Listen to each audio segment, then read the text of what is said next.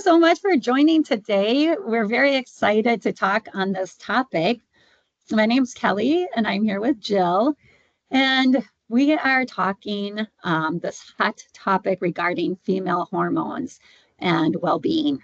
So we're just excited to discuss the topic, yet want to make sure, and I know everyone knows, but we are not doctors. We are not experts in hormonal health.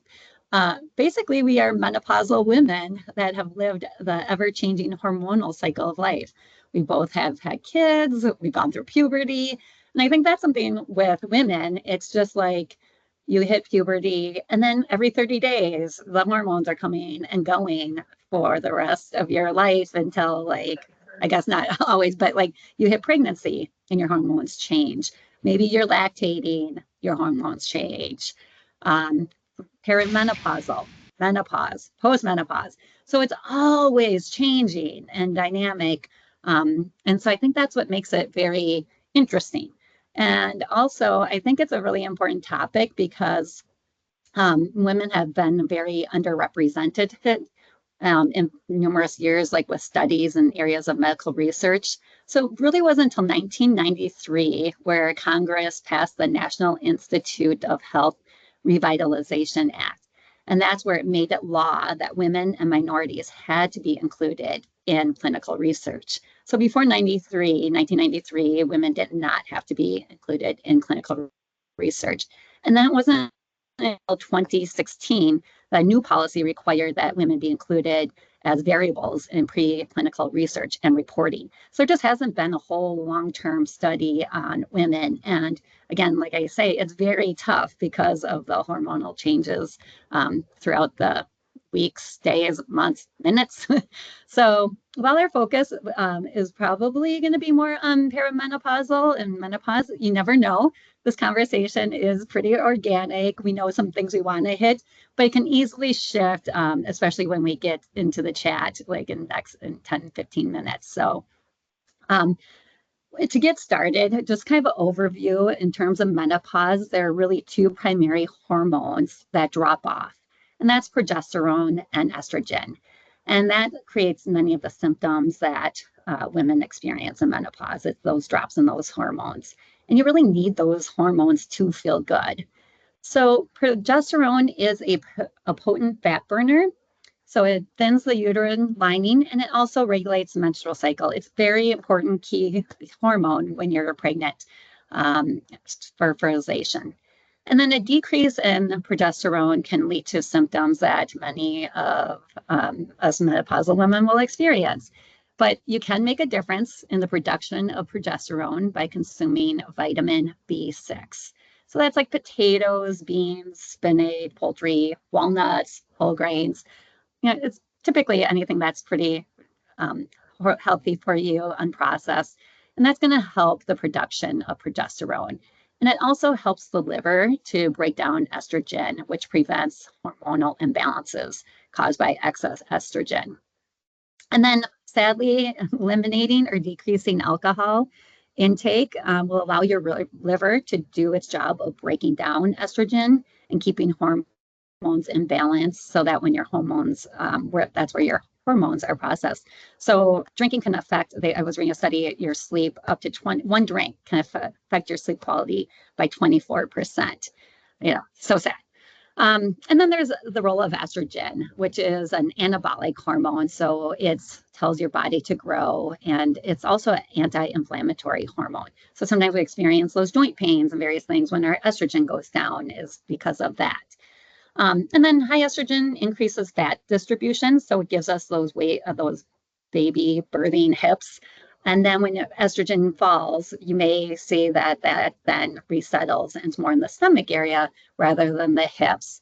So as I said, it's also an anti-cortisol hormone. So higher estrogen keeps that stress hormone in balance. So as our estrogen drops with menopause, that hormone, that estrogen will decrease, and then cortisol, that stress hormone, tends to increase, creating a little bit more stress hormones, and then can affect your mood swings, cravings, various things like that. So just want to give you a little bit of background of why some of those hormones, what they do and why.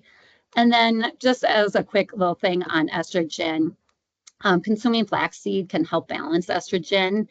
And also omega-3 fish oils have been shown to decrease depression and fewer night sweats in menopausal women. So that's a huge one, is that omega-3 fish.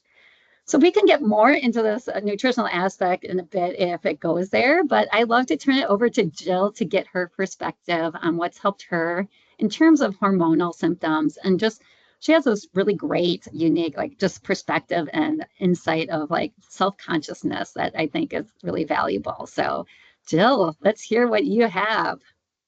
Well, interestingly enough, when you just now were talking about it, I was taking a journey through my mind about my relationship to perimenopause and menopause. So I'm 63, so I'm through the whole thing. And the first thing that occurred to me is how sad I was that I was moving away from the years that I was giving birth to children. Now, most people that know me know that I have 7 kids, and you might think like, what? I mean, you were having a reaction, but I was definitely feeling some sadness, letting go of my youth in a sense, and just having to sit with that and acknowledge that, and really like my own mortality for sure.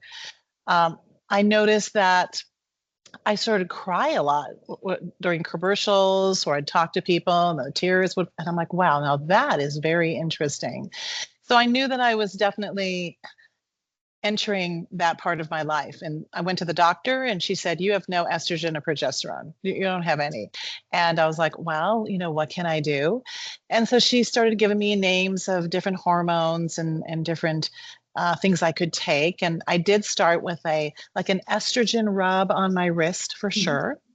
But really, my approach was to start exercising more.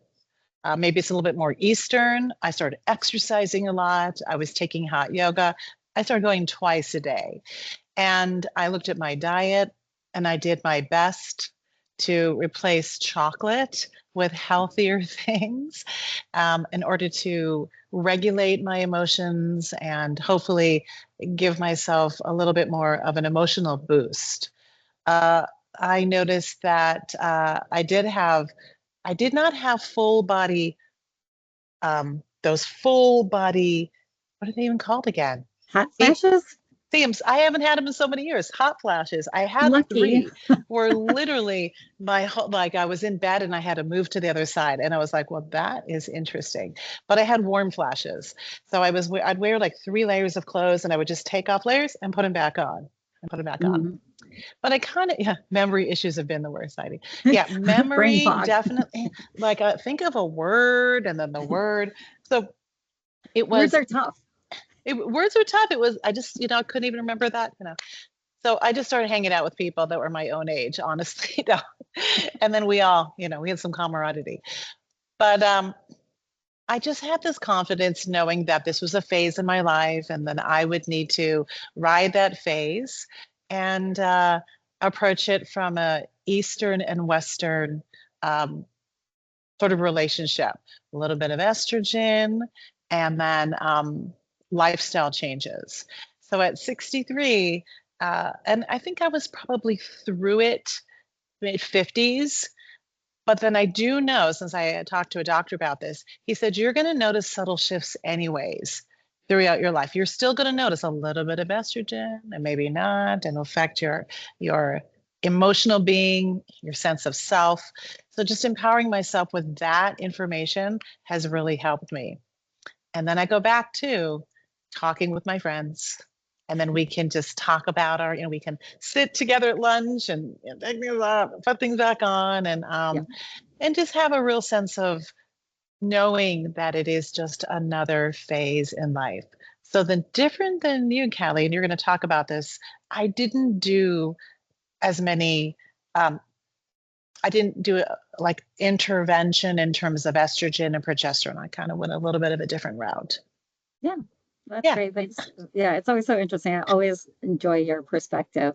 And there's something I read that you cannot out hormone a lifestyle of limited sleep and exercise or too much sugar, alcohol, processed foods, and high stress. So even with hormones, it's not like, unfortunately, it's not the magic pill. I'm like, Yeah. oh, now I'm not going to carry any body fat in the midsection, and it's a magic thing. It's nothing like that. And now that you brought that up, like with that hormone replacement therapy, it is such a personal decision and something you really need to talk in depth with your doctor because there are risks. And if people are at higher risk for breast cancer, estrogen feeds that. And so, it's just something that you have to talk individually, case to case basis, because everybody responds differently to hormones, whether it's the replacement therapy or just your own natural hormones. So some people have horrible hot flashes, others don't. So I just 2 months ago went on hormone replacement therapy and I didn't even know I was menopausal.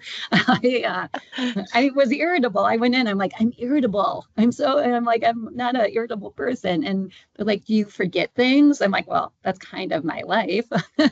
But then they just test it and they're like, yeah, you are menopausal. So I have done a really low dose and I don't know. It's hard to say. Like, I don't know what it would be without. I definitely noticed like it helped decrease the hot flashes, but I really wasn't having that many. It was more for other medical issues that they were putting me on this. So, but I do know that the progesterone, I take it at night and I get like super dizzy. So it does take it at night. So it's a little just kind of, it's weird how hormones can really affect how you feel. Oh, I mean, they are regulating our feelings for Yeah. sure. Yeah. But I think, and this is my humble opinion, there is an impetus to want to come to a place of homeostasis. Like I want things to go back they were. I want to feel normal again. And this is a reality of life. And there are Yeah. going to be symptoms and memory loss and hot flashes and maybe gaining some weight. And so I found that taking symptom by symptom and then noticing each symptom and figuring out some tools in order to increase the quality of life, and rather it be I'm going to exercise more. I actually thought if I read more, I'm going to start reading more, then it will help my memory.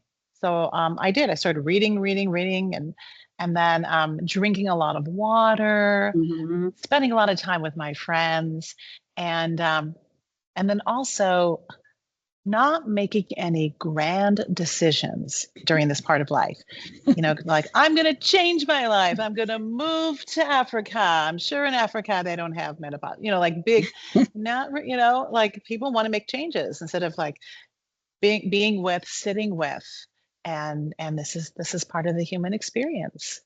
And I think Yeah. that's a good point too. It's like that's that midlife crisis. It's because your Hmm. hormones are all over, or your emotions, and we often make decisions based off emotions, and Yeah. so that's a great thing. And I know too, sleep. Like so much I read on sleep. It's like you need to get sleep. It Yeah. is like so important in any stage of life for your health, for your memory, for your body fat, just brain function. It is like sleep is underrated. It's like nobody gives it the attention or um, the praise it deserves. Except for me, I love sleep. I get like 10 hours a night, 9 to 10 hours, and I like naps too. But I think one thing before we get going, because I know we're getting short on time, we'd love to open up to the chat for those that are able to stay on. But really, too, with that, with fitness, it is strength training.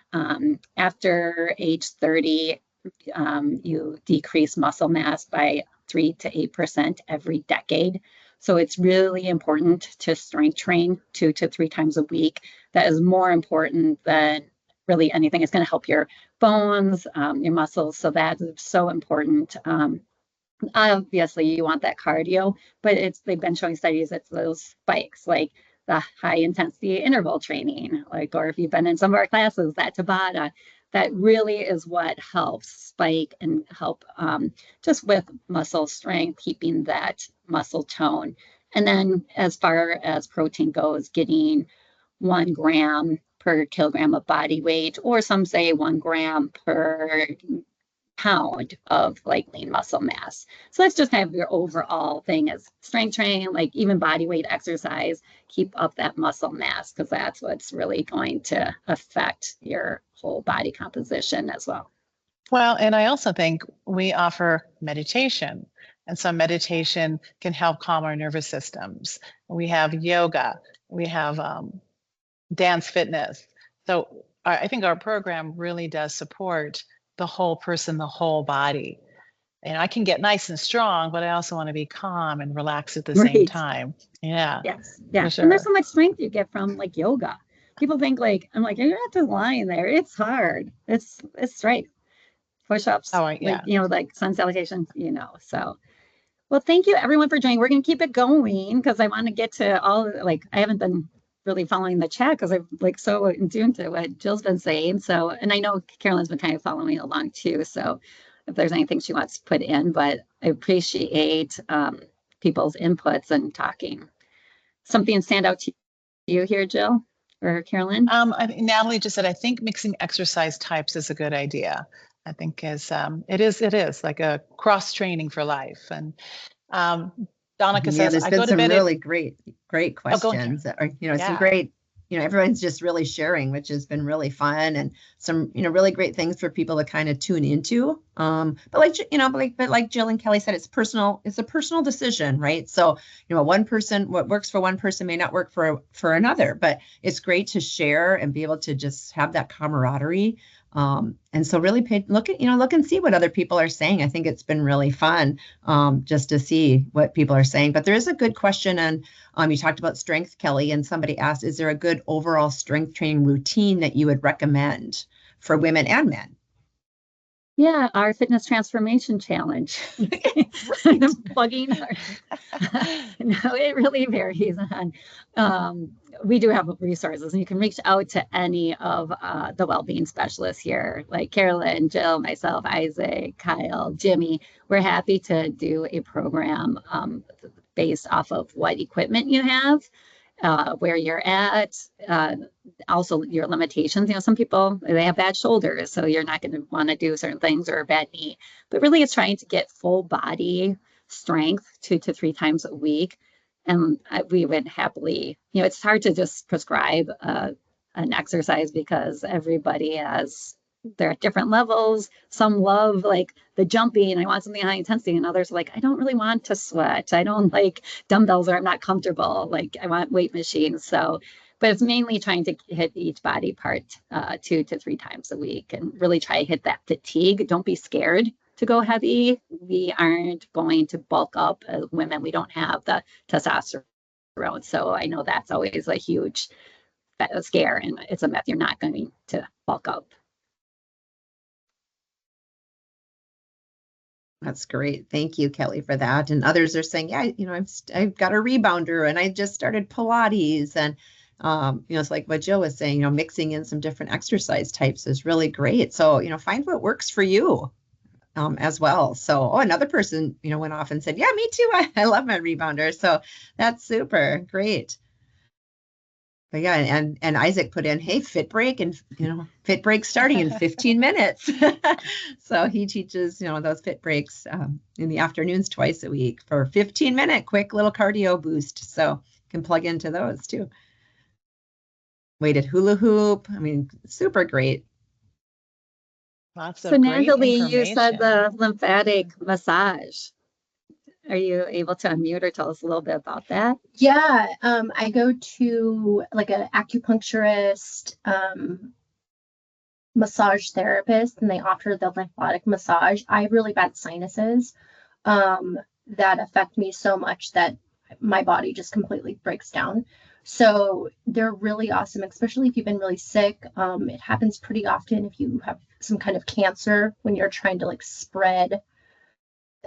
I am no doctor, but there's some kind of reason why you want to have that, especially like in my case, it got all stuck in my head. But it's pretty cool, like what happens to your body. It's hard to explain because everybody reacts differently, but it's really, really cool. It's definitely like with like a brush. Um, that little facial massager. I forget what it's called. So it's it's not as intense as like a Swedish massage or anything, but Yeah. highly recommend to try it out. Is gua sha stone the word you're looking for? Yes, thank you. I was like, what is it called? That's brain fog. It happens to all of us. I feel better. I Thanks. appreciate. Yeah, I was gonna say I appreciate all of the comments people are talking about. Somebody said the exercise like that you love to do is the exercise that's good for you, and that is definitely true. And all the different ways people are exercising. I mean, I find that if I'm going through difficult periods of my life, I definitely want to have some joy somewhere. And if it's exercise, yay. If it's being with some friends, if it's eating some really good healthy food, but then there's also chocolate. Yeah. And yeah, it's important that you enjoy exercise to keep you going back. It shouldn't be miserable. So it's kind of trying different things. Maybe you've never tried a kickboxing class and you're like, oh, it's also good to try new things, like change your mind, your brain, your intensity. I don't know. It's good to get uncomfortable mentally and physically. I also could relate like with adult acne. It's like, yeah, I've never had pimples as a kid. And every once in a while I'll break out. I'm like, what's that? I think it's the mask, like COVID and now, but that's done. So I don't know what it is.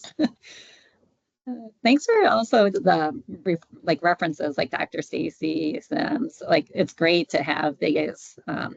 We just learn so much by sharing with one another. So this is really helpful.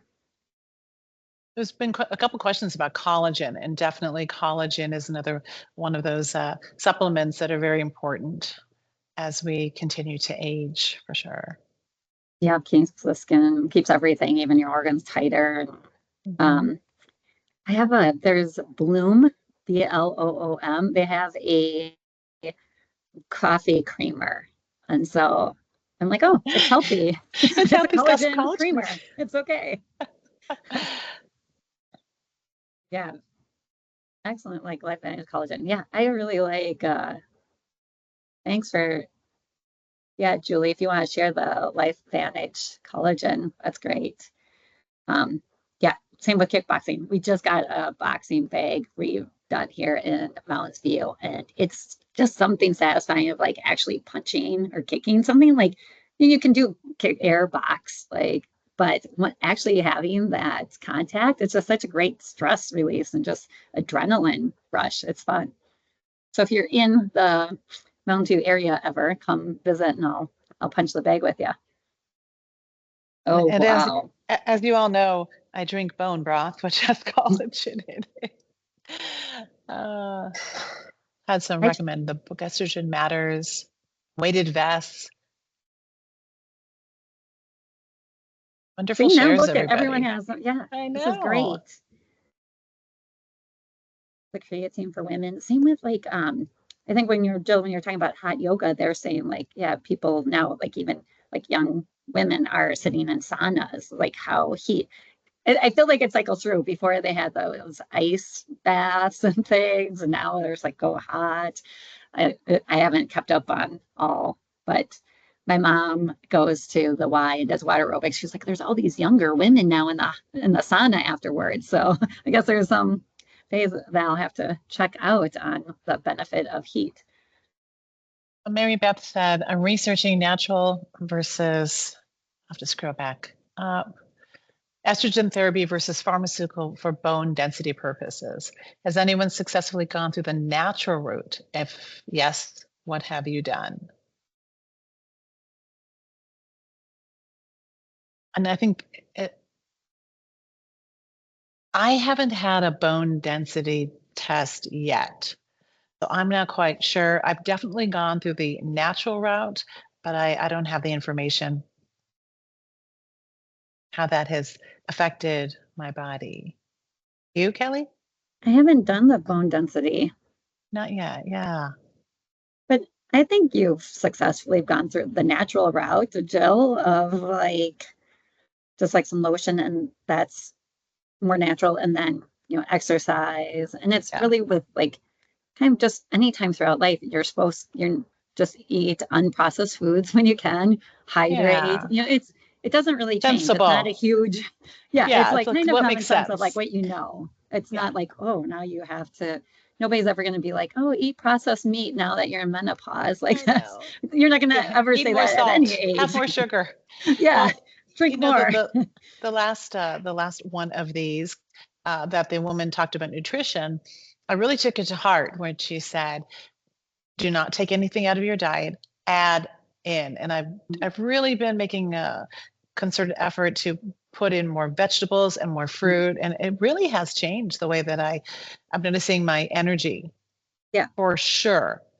Such And I think great that common is. sense. Yeah. Like last month we had Leslie, the registered dietitian. It's always about adding things like, yeah, add those fruits and vegetables, add in protein rather than saying like eliminate, because that has such a negative connotation. So now it's easier to be like, oh, okay, I get to add. And if you're going to add in more fruits and vegetables, you're going to just automatically not eat as much sugar and junk food because you're filling up on that. Oh, excellent. Nice. Go to YouTube workouts. Awesome. Ooh. Love that. Jill, I've heard too much strenuous exercise increases cortisol. That is true. Is your exercise low intensity? I feel like my exercise is low intensity. I call it, in the language I call it, is like dynamic ease. Maximize my effort, minimize the tension. So the exercise that I do, you would say it's low impact for sure. I really don't like to exercise. And I know it's really good for me. So I want to exercise in a way that I have fun and yeah. Yeah, But join